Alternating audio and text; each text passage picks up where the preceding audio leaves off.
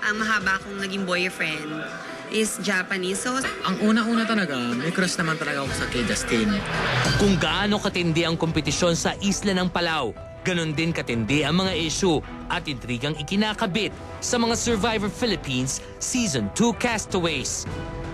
Ang transsexual na si Justin Ferrer, totoo nga bang nasasapawan ng ibang girls sa isla? siguro ano lang, kasi pag kino-compare ako sa ibang girls, hindi ko na i-name sila, parang medyo mas nasasapawan ko daw sila sa looks kasi kahit paano na-maintain ko pa raw yung looks ko dun sa island kahit walang kung ano-anong nilalagay sa mukha. Pero sino nga ba ang natitipuhan ni Justin among the boys of Survivor Palau? Ang mahaba kong naging boyfriend is Japanese, so si Suzuki talaga. Tsaka, in fairness physically, na-attract na ako sa kanya, kahit papano, no? Tapos nung nakilala ko pa siya, nakasama ko siya, as in, hindi lang yung looks, pati ugali, wala akong masasabi. Aminado naman ang Japinoy cast-off na si Suzuki Sadatsugu na nantipuhan din niya noon si Justin.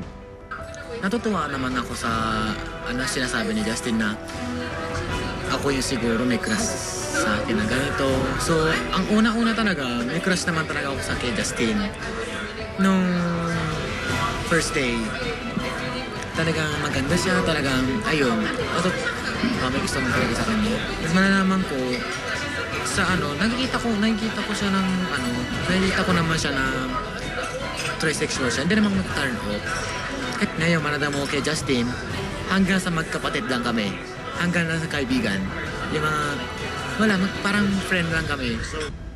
Kagabi, isa na naman ang pinatalsik sa tribo ng Sonsorol, ang tinuguriang hot daddy na si Sean Rodriguez na tubong Zambales. Isa si Sean sa mga sexy hunks ng Survivor Palau. May balak ba siyang magpa-sexy kung sakaling papasukin niya ang mundo ng showbiz? Yung sa packaging na sexy, wala naman problema sa akin. Okay lang kasi yung sa isla nga naka-trunks ka lang, so tapos minsan naka-brief or minsan nga naghuhubad ka sa harapan mismo ng camera, walang saplot. Okay lang sa akin, walang problema 'yon. So wala kang limitation? Wala, lalo na pag maganda yung story, bakit naman, di ba? Open na open po, okay na okay lahat yan. Okay lang po, ikatutuwa niya pa yan.